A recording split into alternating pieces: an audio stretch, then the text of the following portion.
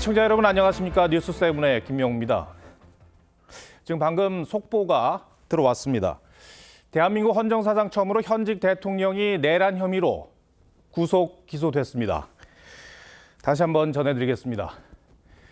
이 정확히는 조직의 특성상 검찰총장의 고심이 가장 깊었을 텐데 현직 대통령이 구속 기소됐습니다. 대검찰청에 나가 있는 취재기자 연결하겠습니다.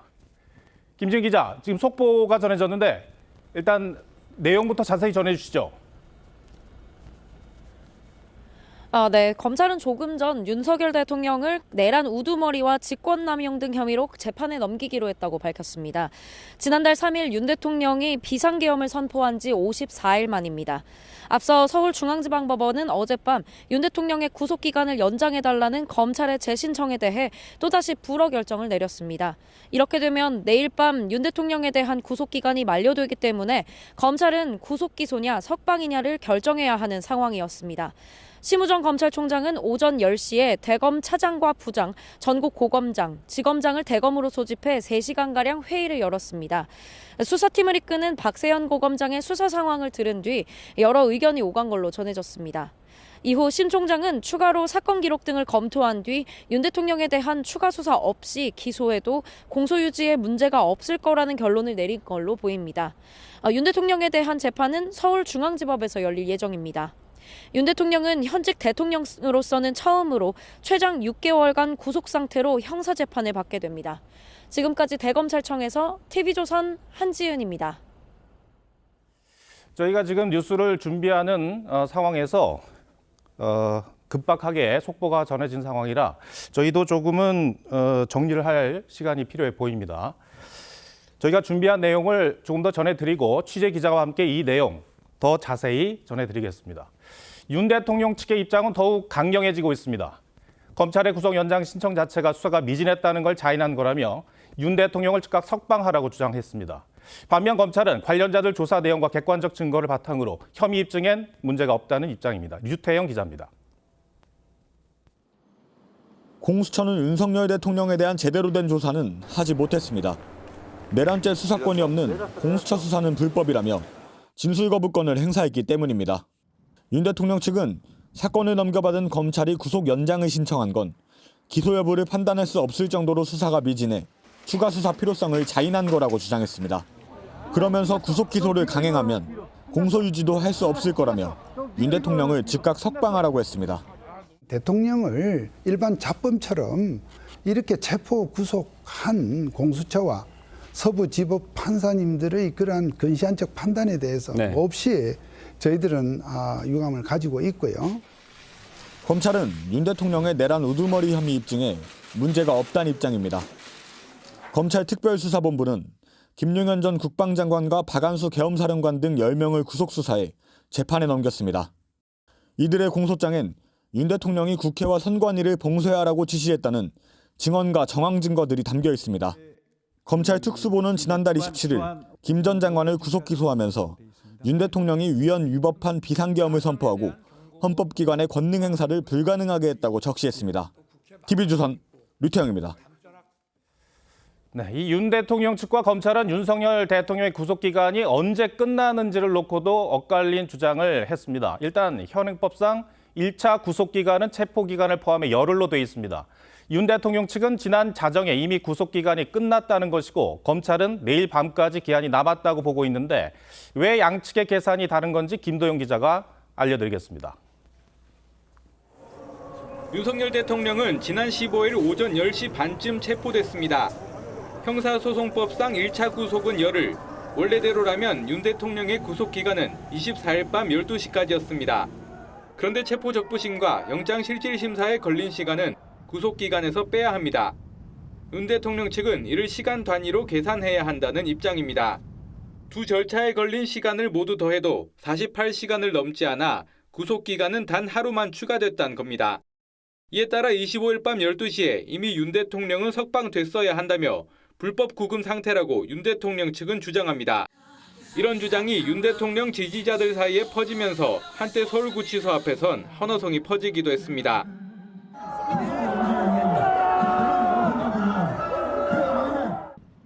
반면 검찰은 시간이 아닌 날짜 단위로 구속기간을 계산합니다. 형사소송법 201조 2칠항엔 영장 청구서와 서류를 법원이 접수한 날부터 서류를 반환한 날까지를 구속기간에서 뺀다고 돼 있습니다. 지난 17일 공수처가 영장실질심사를 위해 법원에 자료를 보냈고 19일 새벽에 돌려받았습니다. 그래서 구속기간 만료는 사흘이 늦춰진 27일 밤 12시라는 계산입니다. 윤 대통령 변호인단 내부에서도 구속기간을 27일까지로 보는 시각도 있습니다. TV조선 김도영입니다. 네, 검찰이 조금 전에 윤석열 대통령을 재판에 넘겼습니다. 윤 대통령은 헌정사상 처음으로 이 형사재판과 탄핵심판을 동시에 받는 현직 대통령이 됐습니다. 그리고 무엇보다도 다시 한번 이 대한민국에서 초유의 상황이 벌어진 겁니다. 현직 대통령이 내란 혐의로 헌정사상 처음으로 구속 기소가 됐습니다. 이 앞으로 두 재판 그리고 특히 이번 구속 기소가 어떤 방향으로 흘러가게 될 것인지 이 사회부 주원진 기자와 함께 조금 더 물어보겠습니다. 자, 주 기자, 그러면은 결국 법원이 구속기한 연장을 거부를 했잖아요. 그러니까 윤 대통령 형사재판 일정이 빨라지게 된 겁니까? 네, 법원은 앞으로 최대 6개월 동안 윤 대통령을 구속 상태로 재판을 진행할 수 있습니다. 윤 대통령이 구속된 상태인 만큼 기일을 일주일에 3-4번 잡거나 재판 시간도 하루 종일 길게 잡기 용이한 상황인데요. 그래서 법원은 통상 구속 재판의 경우 6개월 안에 선고를 하는 경우가 많습니다. 다만 재판이 더 길어질 경우 검찰 측이 윤 대통령의 추가 혐의를 더 찾아가지고 구속영장을 다시 받는 방법을 택할 것으로 보입니다. 그러니까 지금 하나는 형사재판, 법원에서 형사재판, 내란 혐의의 형사재판이 벌어지는 것이고 또 한쪽에서는 헌재의 위헌과 관련된 그 재판이 또 두 가지 재판이 벌어지는 거잖아요.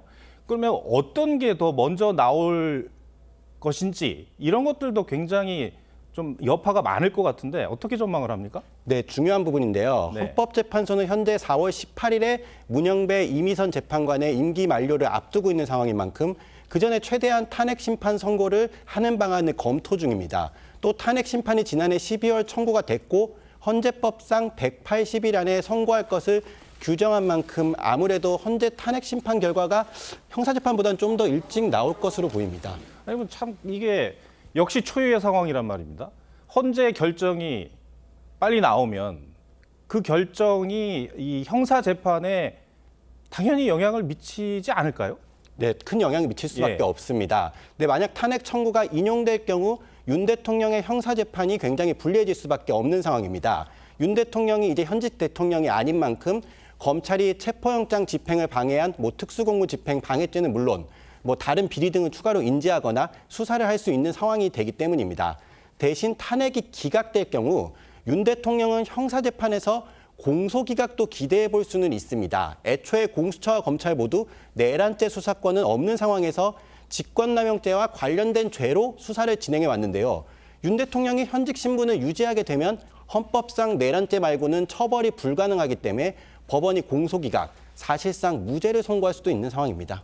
또 한 가지 이제 궁금해지는 것이 공수처는 그동안에 조사를 했죠. 사실상 조사를 했는데 사실상은 윤석열 대통령이 공수처 수사에는 협조를 하지 않으면서 그러니까 하나마나한 아주 약한 수사가 된 상황이잖아요. 근데 검찰은 한 번도 윤석열 대통령에 대한 조사를 하지 못했지 않습니까? 그러면서 재판에 넘겼단 말이죠. 소위 말하는 공소 유지가 잘 될 수 있을까요? 네, 좀 어려운 측면이 있는 예. 것은 사실입니다. 네, 결국 윤 대통령 재판에는 수사를 했던 공수처 검사가 아니고 검찰청 검사들이 나가서 공소유지를 하게 됐는데요. 막상 유죄를 주장할 때 쓸 수사 기록은 공수처가 만든 것들을 제시해야 하는 이런 상황입니다. 네. 지난 문재인 정부 당시 검찰의 힘을 빼기 위해서 수사와 기소를 분리한 것이 결국 지금 윤 대통령 사건에 적용되게 된 첫 사례가 된 것인데요. 한 법조계 관계자는 공부 한 번 없이 남이 쓴 답안지를 본 뒤에 시험에 치는 꼴이라고 비판했습니다. 다만 검찰은 또 공소유지에 문제가 없다는 입장은 내고 있습니다. 과거 네. 조국 전 장관의 배우자 정경심 씨의 사문서 위조 사건 수사 당시에도 공소시효가 임박해 소환조사 없이 불구속 기소를 한 전례도 있다는 것이고 그 유죄도 받았다는 것이고 특히 검찰은 김용현 전 국방장관을 재판에 넘기면서 공소장에 사실상 윤 대통령 내란 피해 사실을 다 담았던 만큼 관련 수사 기록으로도 뭐 윤 대통령 유죄받는데 문제가 없다는 입장을 유지하고 있습니다. 자, 지금 저희가 또 대한민국에서 또 초유의 상황이 벌어진 이 사태인데 이것을 좀 전해드리고 있는 거죠. 근데 이 모든 상황이 공수처가 나서면서부터 발생한 것 아니냐 이런 지적이 많은 게 사실이에요. 어떻습니까? 네, 아무래도 공수처가 수사를 함에 있어서 법원이 이제 구속기한을 연장해주지 못한 상황이 발생할 수밖에 없었습니다. 만약에 경찰이 수사를 하고 이 사건을 공수처로 검찰로 넘겼을 경우에는 두 기관 간의 뭐 수사와 기소를 어떻게 분리하고 이런 규정들이 있기 때문에 문제가 없었던 상황입니다. 다만 지금 공수처와 검찰은 서로 수사와 기소했을 경우에 뭐 업무를 어떻게 분담하는지, 어떻게 뭐 구속기한을 연장할지 뭐 이런 규정이 없다 보니까 결국 법원은 규정이 없는데 어떻게 검찰이 더 수사를 하냐 이러면서 구속기한 연장을 불허했고 결국 좀 공수처에 약간 부족한 이 수사를 가지고 재판을 유지해야 하는 뭐 이런 상황이 발생했습니다. 네, 알겠습니다. 자, 저희가 뉴스를 준비하다가 6시 55분에 이 검찰 측에서 윤석열 대통령을 내란 혐의로 구속 기소했다라는 소식이 전해졌습니다. 급박하게 전해졌는데 저희가 지금 정리를 조금 해드렸고 뉴스 말미에 이 대검찰청을 다시 한번 연결해서 새로운 내용이 들어온 것 그리고 다시 한번 현직 대통령의 내란 혐의에 대한 구속 기소 내용 전해드리도록 하겠습니다. 자, 조은진 기자, 잘 들었습니다.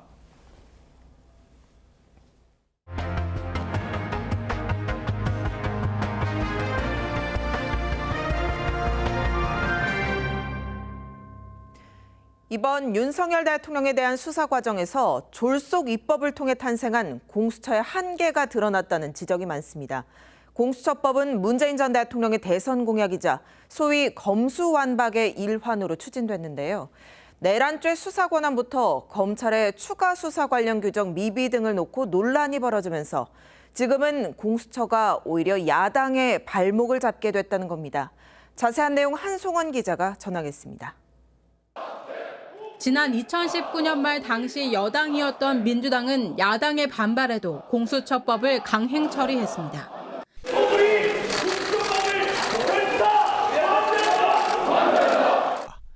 고위공직자 범죄수사처 설치 및 운영에 관한 법률안에 대한 수정안은 가결되었음을 선포합니다. 공수처는 2021년 1월 출범 이후 비상계엄 사태 전까지 피의자 구속, 영권이라는 성적표로 졸속 추진이란 비판을 받아왔습니다. 계엄 사태 이후 내란죄 수사 과정에서도 공수처에 수사 권한이 없다는 지적이 제기됐고 서부지법 영장 청구 문제와 체포영장 기재 오류 등 논란이 잇따랐습니다. 여기에 법원은 공수처는 수사만, 검찰은 기소만 하라는 공수처법을 근거로 윤석열 대통령 구속 기한을 더 연장시킬 수 없다고 판단했습니다. 윤 대통령 탄핵 심판 과정에 영향을 미칠 가능성이 높은 내란죄 형사 재판에 변수가 생긴 겁니다. 국민의힘 주진우 의원은 민주당이 독단적으로 공수처법을 이상하게 설계한 탓이라고 지적했습니다. 공수처는 막대한 예산을 매년 사용하면서 소득 없이 현직 대통령 체포라는 거대한 국가적 혼란을 일으켰습니다. 민주당 김용민 원내수석 부대표는 남은 수사는 내란 특검으로 마무리하면 된다면서도 수사 관련 제도는 다시 정비하겠다고 밝혔습니다. TV조선 한송원입니다. 대통령 권한대행을 맡은 지 한 달이 된 최상목 권한대행은 야당이 강행 처리한 내란 특검법에 대한 두 번째 거부권 행사를 숙고 중인 것으로 전해졌습니다. 민주당은 특검법 수용을 압박하면서도 탄핵 카드까진 꺼내지 않고 있는데 그 이유는 뭔지 조성호 기자가 취재했습니다. 지난 17일 국회는 야당 주도로 두 번째 내란 특검법을 통과시켰습니다. 찬성 188인 수정안은 가결되었음을 선포합니다. 국민의힘은 인지수사가 포함됐다는 이유로 반대 입장을 분명히 하고 있습니다. 내란 특검법의 처리 기한은 다음 달 2일인데 휴일임을 감안하면 연휴가 끝난 31일 금요일 임시 국무회의에 상정될 가능성이 높습니다. 최상목 권한대행은 지난해 12월 31일 첫 번째 내란 특검법에 대해 거부권을 행사했는데 그 위헌성이 해소되지 않은 특검 법안이 또다시 정부로 이송 전례에 비해 과도한 수사 대상은 이전 특검법보다 오히려 대폭 늘어난. 설 연휴 기간 거부권 행사를 두고 고심 중인 걸로 전해졌습니다. 민주당은 최대행을 향해 특검 수용을 압박하고 있지만 말장난 하지 말고 내란 특검을 즉시 공포하십시오. 인내심을 시험하다가는 돌이킬 수 없는 결과를 맞을 것입니다. 실제 탄핵까진 가지 않을 거란 전망이 많습니다. 국무위원 줄탄핵으로 인한 부정적 여론과 함께 특검의 실익을 두고도 계산이 복잡하기 때문입니다. TV조선 조성호입니다. 오랜만에 온 가족이 모이는 설 연휴여서일까요? 여야 유력 차기 주자들이 연일 목소리를 높이고 있습니다. 오세훈 서울시장은 계엄과 탄핵 정국 이후 처음으로 방송에 출연해 조기 대선 출마를 시사했고, 민주당에선 비명계 김경수 전 경남지사가 이틀 만에 다시 이재명 대표와 각을 세웠습니다. 보도에 김아림 기자입니다. 오세훈 서울시장은 TV조선 강적들에 출연해 조기 대선 출마 여부에 대해 조심스럽다면서도 자신의 현 지지율은 선거가 임박하면 달라질 거라고 했습니다. 선거가 본격화되면 제 지지율이 거의 3, 4위에서 갑자기 오르는 경향이 있거든요. 자신의 지지율이 3, 4위권에 머무는 건 자신을 지지하는 중도층의 여론조사 참여율이 낮기 때문이라고 했습니다. 검투사 전성 시대에 검투사가 못 되기 때문인 거죠. 그러니까 적극적인 분들의 비율인 거예요. 사실상 조기 대선 출마 의지를 밝힌 것으로 해석됐는데, 민주당 이재명 대표에 대해선 비상계엄을 선포할 만한 성격의 인물이라고 평가했습니다. 야권에선 비명계인 김경수 전 경남지사가 발언 횟수를 높이고 있는데, 김 전 지사는 오늘 SNS에 내란 세력들을 확실히 제압하기 위해서라도 더 넓은 민주당, 민주주의 연대가 꼭 필요하다고 썼습니다. 소위 이재명 일극 체제를 겨냥한 발언으로 독주를 언급한 지 이틀 만입니다. 이제 정치를 바꿔야 되지 않겠습니까, 여러분? 어느 한 사람이나 어느 한 사고의 독주를 허용하지 않는. 앞서 김부겸 전 총리도 당 지지율 하락에 대해 강공 일변도 탓이라며 당 지도부를 겨냥했습니다. TV조선 김하림입니다. 민주당 이재명 대표에 대한 공직선거법 20 결심 공판이 정확히 한 달 뒤인 다음 달 26일에 열립니다. 2심 선고는 3월 중에 나올 것으로 보이는데요. 민주당은 윤석열 대통령에 대한 탄핵 심판과는 별도로 이 대표 사법 리스크 대응에도 신경을 쓰는 모습입니다. 설 연휴를 맞은 정치권 기류, 정치부 장세희 기자와 살펴보겠습니다. 네, 장 기자, 이재명 대표가 어제 SNS에 기존과는 좀 색다른 설 인사를 올렸더라고요. 네, 이 대표를 만화 캐릭터로 구현한 1분 30초 분량의 애니메이션을 올렸습니다. 계엄과 탄핵 국면에서 각종 집회에 참가한 지지자들의 모습도 담았습니다. 자막으로 노래 가사를 띄웠는데 저는 매일 밤 국민을 생각해요. 국민 없이는 아무것도 아닌 것 같다라는 등의 내용입니다. 탄핵 국면 속에서 안정적인 지도자의 면모를 부각시키려는 의도로 보입니다. 네, 그런데 이 대표 공직선거법 2심 결심 공판이 말씀드린 대로 한 달 뒤로 정해졌으니까 이 대표로서는 신경을 안 쓸 수가 없을 것 같은데요. 네, 일단 법조계에선 2심 선고가 3월 중순에서 말 사이에 나올 걸로 예상하고 있습니다. 항소심 선고와 윤석열 대통령에 대한 헌재의 탄핵 결정 시기가 어떻게 될지가 정치권에선 초미의 관심사인데, 이 대표 측은 공직선거법에 대한 위헌법률 심판 제청을 검토하고 있습니다. 공직선거법이 표현의 자유를 과도하게 침해한다며 위헌 여부를 판단해달라는 건데요. 재판부가 이를 받아들일 경우 항소심 재판은 헌재의 위헌 심판이 끝나기 전까지 중지되게 되는데, 여권에선 재판 지연 전략이라고 의심하고 있습니다. 네, 그런데 여당 이 사법 리스크 공세와는 별도로 야당에서는 크게 반응하지 않는 모습이더라고요. 뭐 어떤 전략이 있는 걸까요? 네, 일단 저희가 좀 따로 취재해보니 당 지도부는 이 대표 재판을 사법부의 영역으로 분리를 하고 당 차원의 대응은 최대한 자제하겠다는 입장입니다. 검찰독재대책위원회도 최근 비공개 회의에서 앞으로 재판에 대한 직접 언급을 하지 않기로 했는데요. 재판에 대한 반응이 이슈가 될 경우 이 대표 사법 리스크 자체가 비호감도로 연결될 수 있다고 우려하고 있습니다. 네, 여당 이야기도 해보겠습니다. 오세훈 서울시장이 저희 TV조선 강적들에 출연을 했는데 자신은 검투사가 되지 못한다라고 이야기했어요. 어떤 뜻인가요? 저희가 어제 이 시간에 김문수 장관의 지지율 상승 현상을 짚어드렸는데 그렇습니다. 바로 김 장관을 검투사로 비유한 겁니다. 네. 어제 전해드린 YTN 여론조사에서 범여권 차기주자 지지도는 김 장관이 15%, 홍준표 대구시장, 오세훈 서울시장이 각각 11%와 8%였습니다. 김 장관은 계엄 사태와 관련해 국회에서 사과를 하지 않는 등의 강경한 입장으로 보수 진영 지지자들의 지지를 얻고 있지만 반면에 투사 이미지로 중도 확장성엔 한계가 있을 수 있다는 점을 애둘러 지적한 거란 해석이 나왔습니다. 네, 다른 주자들의 움직임도 짚어봐야 할 텐데요. 한동훈 전 대표의 경우 최근 SNS에 다시 등장했더라고요.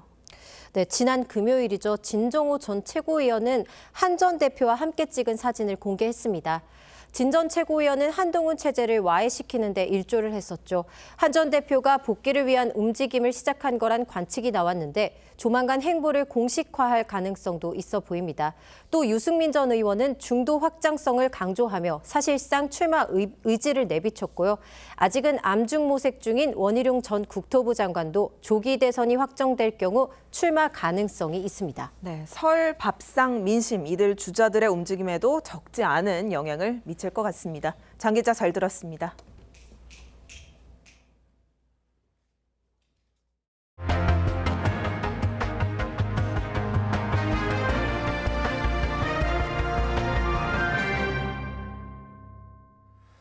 네, 연휴 둘째 날인 오늘 본격적인 귀성 행렬이 시작됐습니다. 낮에는 주요 도로 곳곳에서 정체가 심했는데 지금 상황은 어떤지 서울요금소에 나가 있는 취재기자 연결해 알아보겠습니다. 자, 이나곤 기자, 지금은 정체가 좀 풀렸습니까? 네, 지금 이곳 서울요금소로 들어오고 나가는 차량들 모두 막힘없이 지나고 있습니다. 오전부터 시작된 귀성길 정체는 정오쯤 가장 심했고 저녁부터는 다소 풀린 상태입니다. 이 시각 주요 구간 교통 상황 함께 보시겠습니다. 경부고속도로 남사졸음 쉼터 부근입니다. 양방향 모두 정체가 풀리며 차량들이 제속도를 내고 있습니다. 서해안고속도로 당진 부근 역시 양방향 모두 원활한 모습입니다. 영동고속도로 여주분기점 부근은 강릉 방향으로 일부 정체를 보이고 있습니다. 지금 서울을 출발하면 요금소 기준으로 부산까지 4시간 50분, 대구 3시간 50분, 광주 3시간 20분, 강릉은 2시간 40분이 걸릴 걸로 예상됩니다. 연휴 둘째 날인 오늘 정체는 밤 10시쯤에 완전히 풀릴 걸로 보입니다. 한국도로공사는 오늘 하루 전국에서 425만 대가 이동할 걸로 내다봤습니다. 내일과 모레는 전국에 눈 예보가 있습니다. 도로공사는 귀성길 혼잡이 커질 것으로 보고 평소보다 조금 일찍 출발할 것을 당부했습니다. 또 월동장구를 갖추고 안전거리를 유지하는 등 눈길 운행에 주의해달라고 강조했습니다. 지금까지 서울요금소에서 TV조선 이나건입니다. 네, 길어진 설 연휴에 인천공항도 해외로 떠나는 여행객들로 북적이고 있습니다. 하루 20만 명이 넘는 역대 가장 많은 인파가 공항을 찾고 있습니다.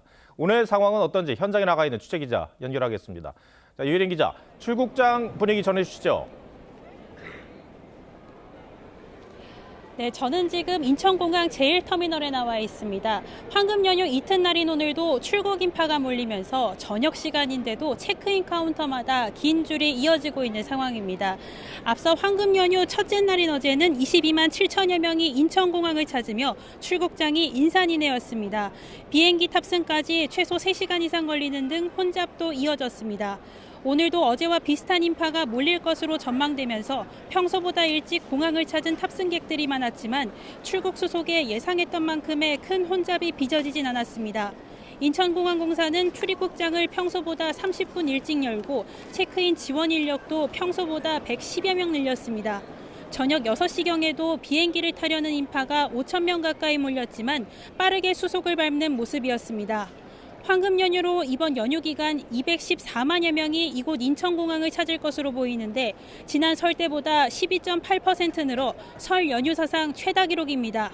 공항 이용객은 내일부터 점차 줄어들어 설 당일에 가장 적은 11만 5천 명이 찾을 것으로 예상됩니다.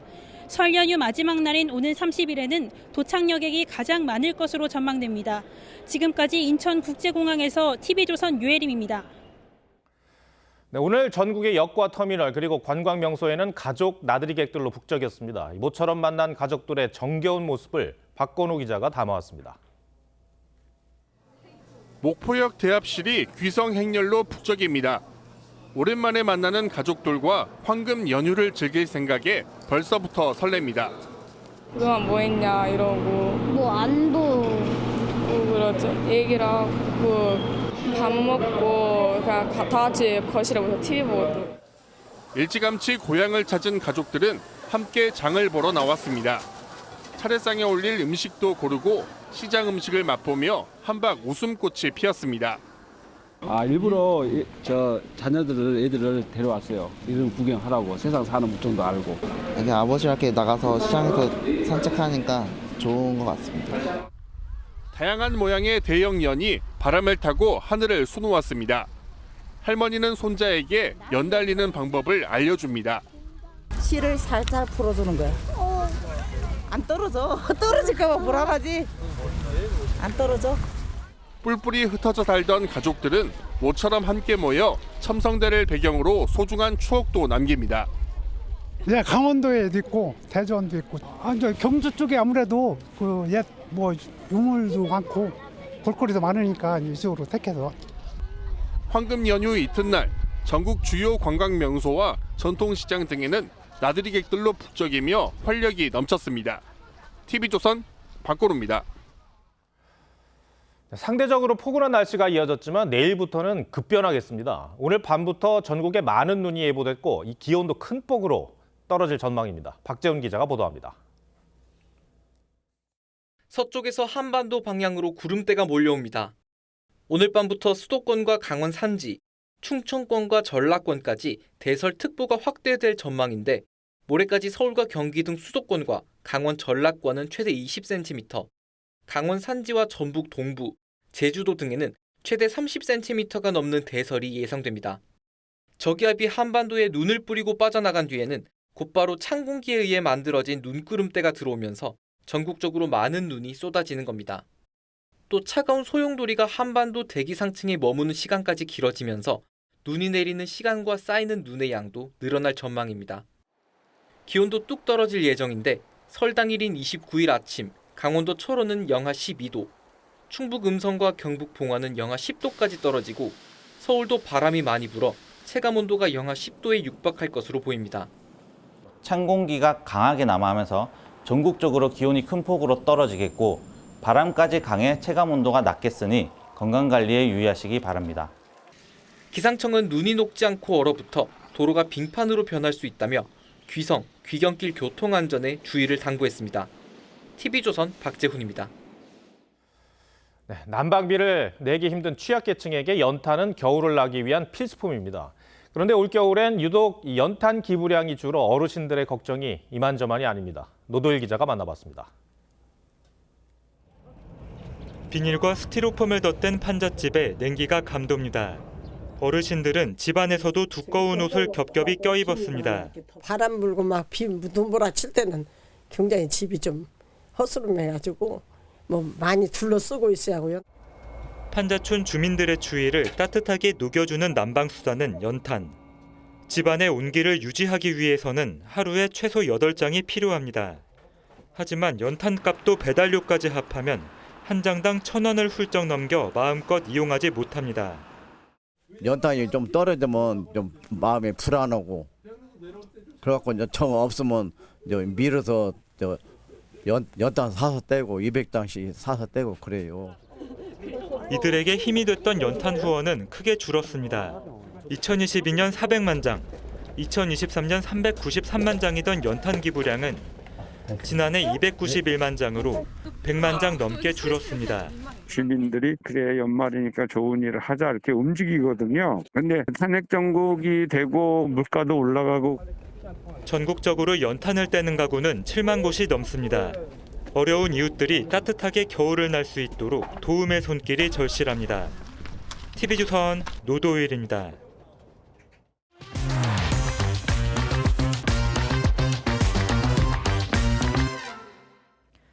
경제 불확실성이 커진 요즘 대표적인 안전자산인 금 투자에 관심 갖는 분들 많습니다. 보통 금 투자라고 하면 거래소에서 골드바와 같은 실물을 사는 걸 떠올리는데요. 알고 보면 다양한 금 투자법이 있습니다. 어디에 어떻게 투자하면 좋을지 최수용 기자가 알려드립니다. 골드바를 사고 팔 수 있는 금 거래소에 사람들의 발길이 이어집니다. 어머니가 금 사고 싶어 하셔서 10년 후에 올라있을 거라고 생각해요. 중동위기 등 지정학적 위기가 커지면서 국제 금값은 1년 새 36%나 늘었습니다. 미 증시의 대표 지수인 S&P 500보다 수익률이 더 높습니다. 전문가들은 올해도 금값 강세를 점치고 있습니다.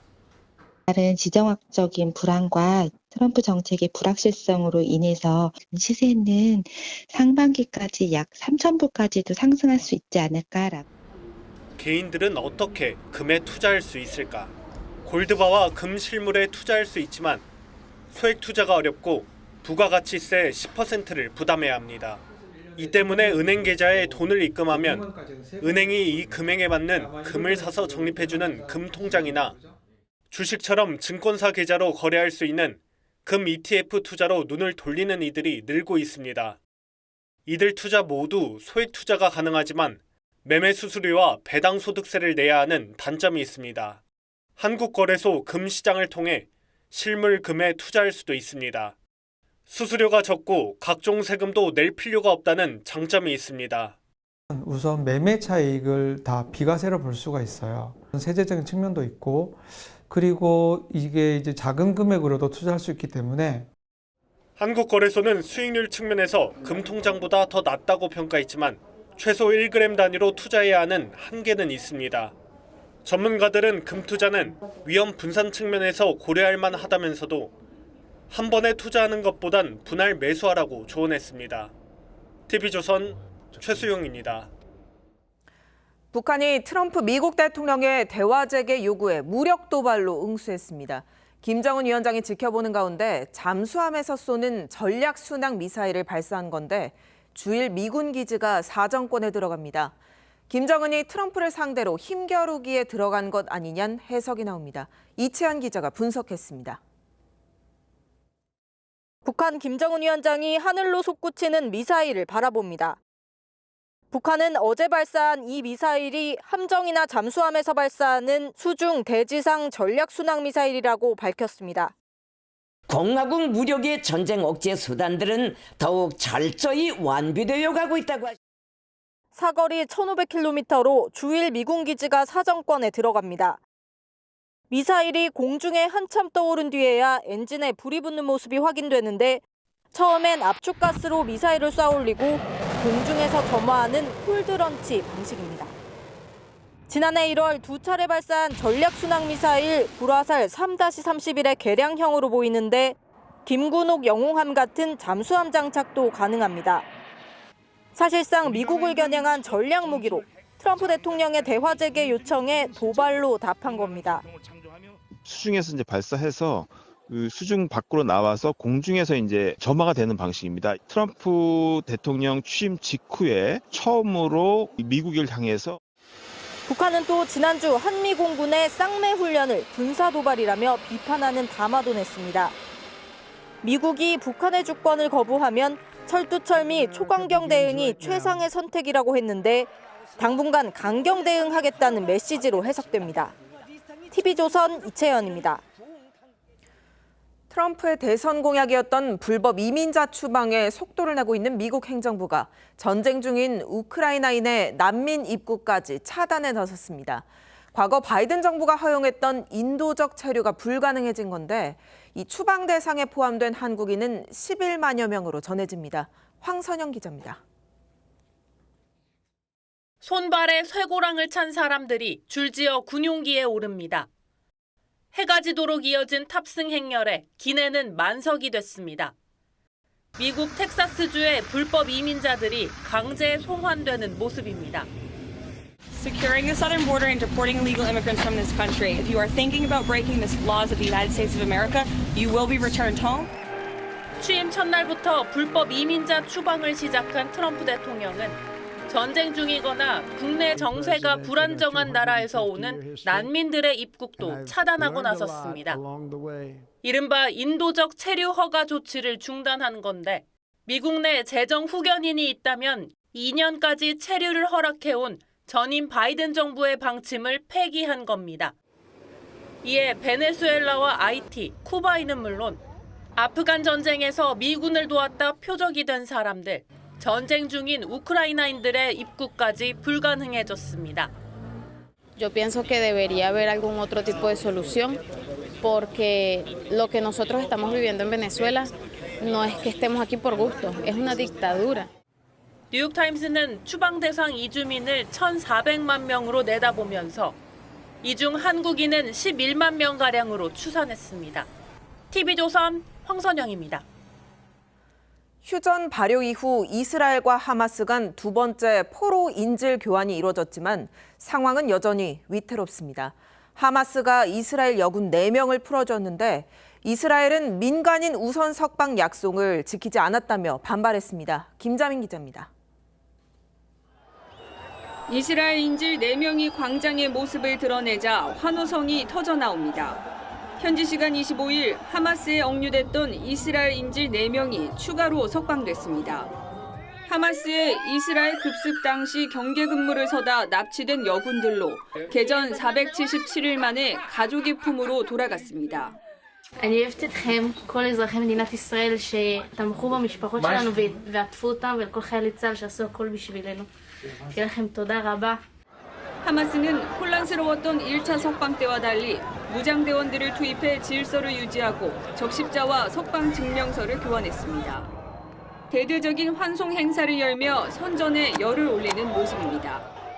이스라엘은 인질 석방 대가로 팔레스타인 수감자 200명을 풀어줬습니다. 양측의 인질, 수감자 맞교환은 지난 19일 휴전 발효 이후 두 번째입니다. 이스라엘은 이번에도 하마스가 약속을 지키지 않았다고 비난했습니다. Hamas failed to meet its obligations to first release Israeli female civilian hostages as part of the agreement. 하마스는 여성 민간인 인질을 다음 주에 석방할 것이라고 반박했지만 이스라엘이 합의 위반을 이유로 가자지구 북부로 가는 길을 막는 등 불안한 휴전이 이어지고 있습니다. TV조선 김자민입니다. 여자 프로배구 정관장이 페퍼저축은행을 제압하며 13연승에 성공했습니다. 인도네시아 출신 메가 선수의 압도적인 활약에 연휴를 맞아 경기장을 찾은 만원 관중이 열광했습니다. 이다솜 기자입니다. 연휴를 맞아 일찌감치 관중석을 가득 채워준 홈팬들의 응원에도 정관장의 시작은 불안했습니다. 페퍼저축은행의 높이에 고전하며 연속 8점을 내주는 등 어수선한 분위기가 이어졌습니다.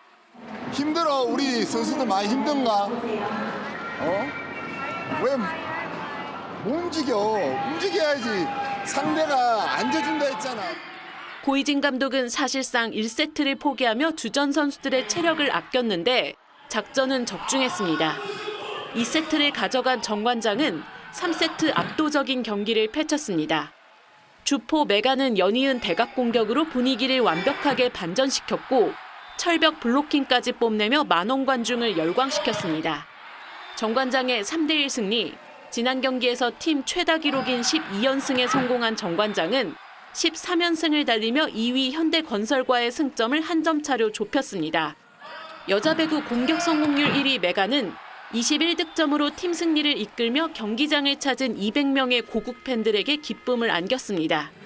14연승에 도전하는 정관장은 오는 30일 선두 흥국생명과 격돌합니다. 남자부에선 3위 KB손해보험이 4위 우리카드를 3대 0으로 완파하며 2연승에 성공했습니다. TV조선 이다솜입니다.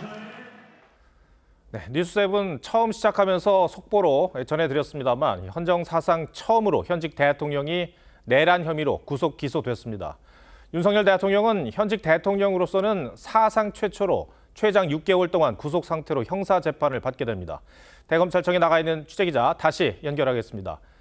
한지은 기자, 검찰이 결국 구속 기소 결론을 내렸습니다. 이 자세한 내용 정리해 주시죠. 네, 그렇습니다. 검찰은 조금 전 윤석열 대통령을 내란 우두머리 혐의로 재판에 넘기기로 했다고 밝혔습니다. 지난달 3일 윤 대통령이 비상계엄을 선포한 지 54일 만입니다. 법원이 어젯밤 구속 연장 신청을 재불허하자 검찰은 곧바로 구속 기소 여부 검토에 들어갔습니다. 심우정 검찰총장은 오전 10시에 대검 차장과 부장, 전국 고검장, 지검장을 대검으로 소집해 3시간가량 회의를 열었습니다. 이 자리에선 윤 대통령에 대한 구속 기소 의견이 우세했던 걸로 전해집니다. 이후 심 총장은 추가로 사건 기록 등을 검토한 뒤 윤 대통령에 대한 추가 수사 없이 기소해도 공소유지에 문제가 없을 거라는 결론을 내린 걸로 보입니다. 검찰 특별수사본부는 그동안 수사한 공범 사건의 증거 자료와 경찰에서 송치받아 수사한 사건의 증거 자료 등을 종합 검토한 결과 윤 대통령에 대한 구속 기소로 결론을 냈습니다. 대검도 혐의 입증에 필요한 증거를 충분히 확보한 상태라고 밝혔습니다. 다만 검찰이나 공수처 등이 수사한 직권남용 혐의에 대해선 현직 대통령의 불소추 특권을 감안해 일단 기소하지 않았습니다. 윤 대통령에 대한 재판은 서울중앙지법에서 열릴 예정입니다. 윤 대통령은 현직 대통령으로서는 처음으로 최장 6개월간 구속 상태로 형사재판을 받게 됩니다. 지금까지 대검찰청에서 TV조선 한지은입니다.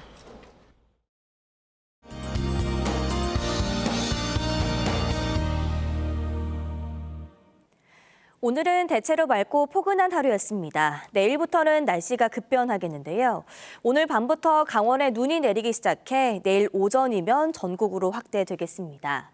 모레까지 예상되는 적설량은 강원과 전북 동부에 최대 30cm, 수도권과 충청에 최대 25cm 이상, 그 밖 남부지방에 최대 15cm의 많은 양의 눈이 예상됩니다.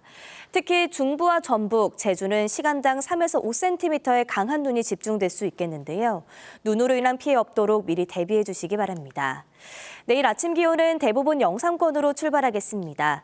서울과 대전 1도, 대구 2도 예상되고요. 내일 낮에는 오늘보다 기온이 4도에서 6도 정도 떨어지겠습니다. 서울 2도, 청주와 대전 3도, 대구 4도 예상됩니다. 기온은 점차 떨어져 설 당일인 수요일에는 서울의 아침 기온이 영하 7도, 목요일에는 영하 9도까지 떨어지겠는데요.